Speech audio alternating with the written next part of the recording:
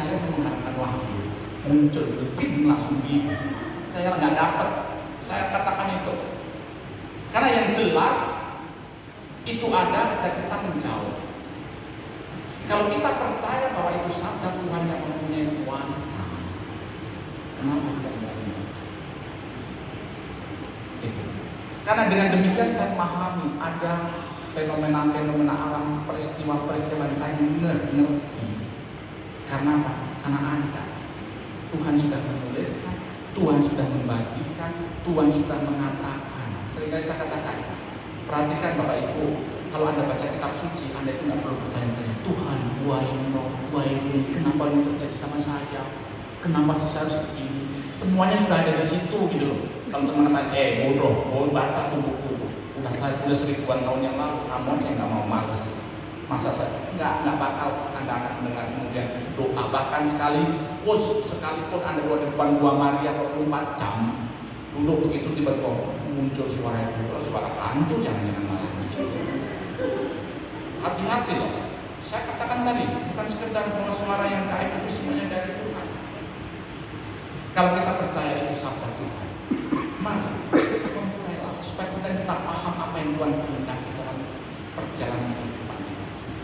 Saya seringkali menceritakan ini kepada umat di Aris Posko. Mungkin kalau yang sudah bisa di Aris Posko mendengar cerita saya, tapi kan di sini umat Santo Lukas. Jadi misalnya saya harap misalnya di Santo Lukas ya. Kalau kita percaya bahwa kitab suci itu mempunyai kuasa, dengan cerita saya ini. Pada suatu saat ada seorang pastor pergi ke daerah pedalaman, dan pastor tadi suka pergi dengan membagi kitab suci. Dia bawa kitab suci perjanjian baru. Dia bagi. Pada saat dia sedang bagi, ada satu bapak yang berkata begini, Pastor, saya boleh terima kitab suci? Loh, kenapa tidak? Tapi saya bukan Katolik, Pastor. Boleh, Pastor. Loh, kamu bukan Katolik? Kenapa mau terima kitab suci? Pastor, itu kitab suci kan kertasnya tipis. Saya kan perokok. Saya ingin kertasnya saya pakai untuk merokok. Boleh nggak, Pastor? Pastor tadi tersenyum dan berkata, boleh, saya kasih. Tapi ada syaratnya. Apa itu, Pastor? Sebelum dirobek untuk jadi rintingan rokok, baca dulu ya, 2 kali bacanya. Oke? Dia kasih. Dan pastor tadi pulang. Serang beberapa lama dia datang lagi menjumpai kelompok tadi. Dan di antara tadi ada bapak yang minta itu, dan kemudian dia mengatakan, Pastor masih ingat saya? Oh iya Pak, yang minta kita untuk gulungan rokok itu. Bagaimana? Enak kan? Dia mengatakan, betul Pastor. Begitu saya menerima kitab suci dari pastor itu, saya langsung pulang karena mulut saya sudah kecut, saya mau merokok. Tapi kan saya sudah berjanji sama pastor. Maka saya mulai pertama menghisap Injil Matius. Setelah selesai Injil Matius, saya mulai menghisap Injil Markus. Setelah selesai menghisap Injil Markus, saya mulai menghisap Injil Lukas. Setelah selesai Injil Lukas, saya mulai menghisap Injil Yohanes. Pada saat saya sampai di Yohanes 16:44 yang bunyinya adalah, Akulah jalan, kebenaran, dan hidup.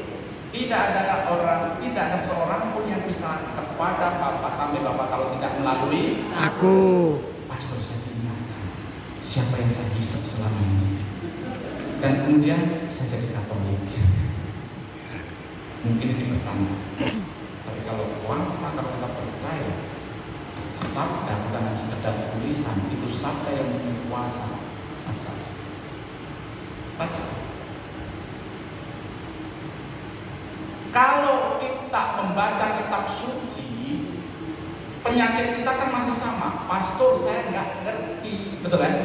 Ini kan jawaban pembenaran orang Katolik. Pastor, saya nggak ngerti baca kitab suci. Makanya waktu BKSN saya katakan kepada ibu-ibu yang baca perikop itu, Bapak Ibu, Anda membaca ini, ada yang mengerti banyak, ada yang tidak mengerti banyak, lebih banyak yang mana? Mengerti atau tidak mengerti? Mengerti. Perhatikan, Anda lebih banyak yang mengerti, tapi hanya males baca, kemudian mengatakan banyak yang tidak mengerti, bahkan mengatakan tidak mengerti semua. Disitulah kita kemudian menyadari bahwa sabda bisa mengubah kehidupan saya. Kalau saya kemudian mencoba, sehingga pada saat saya membaca, nggak apa-apa, jangan dipikir pastor itu juga tahu semuanya. Saya juga belajar tentang kitab suci. Makanya saya mengatakan lebih bagus kalau Anda baca kitab suci. Nanti kalau ketemu pastor yang baru, pastor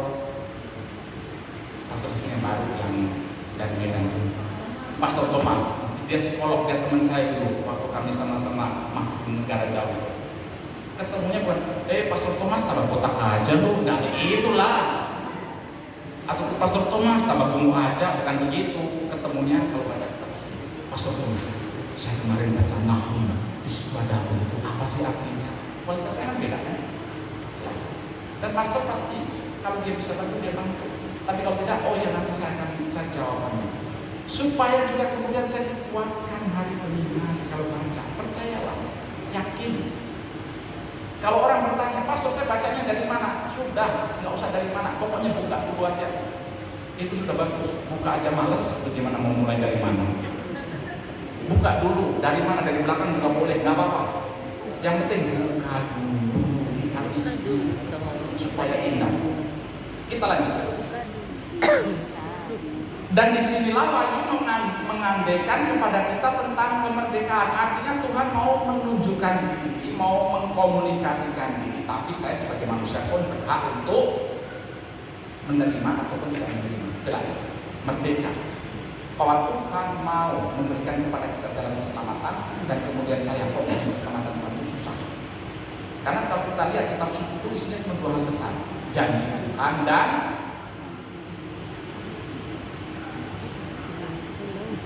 Anda mau janji Tuhan. Ingat janji Tuhan. Apa yang Tuhan janjikan kepada kita pasti ingat dong. Keselamatan. Oh, janji Tuhan aja juga nggak ingat. Aduh. Kita ingat janji Tuhan pasti. Suka janji Tuhan. Dan itu penyakit kita. Karena yang kita itu ingat. Padahal kitab suci isinya adalah janji Tuhan, tapi juga ada perintah Tuhan. Itu yang kita tidak mau. Karena perintah Tuhan itu susah. Contoh, ini perintah ya, bukan himbauan, apalagi anjuran, apalagi pilihan. Kalau kamu di kamar pipi kananmu berikan, bisa enggak? Ini perintah Tuhan, bukan anjuran, apalagi cuma pilihan ganda, boleh A, B, C, D. Ini perintah Tuhan. Karena kalau kita perintahnya saja nggak diikuti, terus kita menagih janjinya. Manusia. Kalau kita setia pada perintah Tuhan, percayalah kita nggak perlu minta janji Tuhan akan memberikan kepada kita dengan berkelimpahan. Jelas, penting supaya kita memahami. Wahyu terlaksana dalam karya dan sabda yang terjalin mendalam. Suatu karya hidup yakni peristiwa yang terjadi dalam kehidupan manusia sungguh-sungguh nyata manusiawi, bukan wahyu yang info teoritik atau kejadian yang dikomando oleh perintah. Sabda mengungkapkan misteri realistis yang mendalam yang terkandung dalam peristiwa. Peristiwa menjadi simbol apa? Kalau kita sebagai orang yang percaya, sesuatu itu bukan karena kebetulan. Tidak ada. Percayalah, kalau kita percaya kepada Tuhan, tidak ada yang kebetulan dalam kehidupan kita. Tapi itu kita percaya dalam rencana Tuhan. Dan pada saat kemudian kita sebagai manusia melihat, menerima sabda Tuhan, kita semakin sadar Tuhan itu kok baik sama saya. Maka satu hal yang menjadi penting, seorang yang dekat dengan Tuhan, dia justru akan semakin menjadi manusia yang hidupnya lebih manusiawi. Itu. Karena kalau tidak, yang terjadi kita akan menjadi atau bersikap seperti Tuhan. Ada definisi, ada perbedaan gradasi orang yang beriman. Orang yang beriman kulit kelihatan, maka dia akan merasa lebih suci. Kalau Anda melihat orang yang merasa lebih suci, imannya masih di kulit. Dan ciri khas orang yang merasa lebih suci pasti dia akan ngadilin orang. Lu nggak bisa harian ya, hati-hati, lu nanti dipanggang sama Tuhan. Dia gua bisa harian loh, jelas. Definisi yang kedua, orang yang beriman di daging. Artinya dia sudah tidak lagi menjudge orang karena dia sadar, oh iya ya, ternyata dosa saya itu banyak. Bagaimana mungkin saya itu mau mengadili orang kalau sebetulnya saya itu masih banyak? Dia nggak berani. Jadi dia berusaha untuk memperbaiki diri. Itu definisi yang kedua. Dan definisi yang ketiga, orang yang beriman di hati. Orang yang beriman di hati itu kita melihat dalam segala peristiwa yang ada, dalam kemanusiaan kita tahu, kita dikuatkan. Dalam kelemahan kita diteguhkan, dan justru semakin membuat kita peka kepada orang-orang sekitar. Makanya saya tadi mengatakan, bukan hanya sesuatu yang verbal, ucapan, tetapi apa yang menjadi dampak dalam kehidupan kita itu yang dibutuhkan. Seringkali saya mengatakan begini, kita di sini kan kerja. Kalau kerja kan tidak semuanya orang Katolik, betul? Ya. Pertanyaan saya, di antara teman-teman Anda yang non-Katolik, apakah mereka peduli pusing Anda bisa setiap minggu? Apakah mereka interest di sini? Apakah mereka interest Anda ikut camp? Apakah penting bagi mereka? Nggak penting, yang dipikir. Yang mereka inginkan cuma satu pada saat Anda bersama mereka. Satu, nggak baperan, nggak suka ngomongin orang, nggak jahat, mempunyai hati yang lembut, murah hati. Betul tidak? Ya. Itu yang mereka butuhkan. Dan untuk kita sebagai seorang Katolik untuk menjadi hal-hal ini nggak gampang. Kita perlu menimba dari sang sumber, yaitu Tuhan Yesus. Jadi sabar itu nggak gampang loh. Anda pergi di gereja pulakan sabar 1 karung, baru keluar udah habis. Ketemu di parkiran orang yang jengkel, kan begitu. Tuhan, saya mau sabar ya, saya mau sabar, pokoknya ini sabar. Saya keluar ketemu orang yang, aduh kenapa mesti kamu yang muncul gitu loh, yang bikin saya langsung kesabaran habis. Saya kali begitu, jangan dipikir. Masuk lagi, ambil lagi sekarang, pulang, nyampe di rumah ketemu suami. Ini penting supaya kita menyadari rahmat Tuhan itu begitu luar biasa pada kita, karena kurang sempurna cepat. Dan kemudian kalau kita melihat bahwa pewahyuan dalam diri Allah terwujud dalam Kristus oleh Roh Kudus. Kita sebagai seorang Kristiani, seorang Katolik selalu percaya tentang aspek Triniter ini, Tritunggal. Karena kita tidak bisa memisahkan Bapa, Putra, dan Roh Kudus satu kesatuan.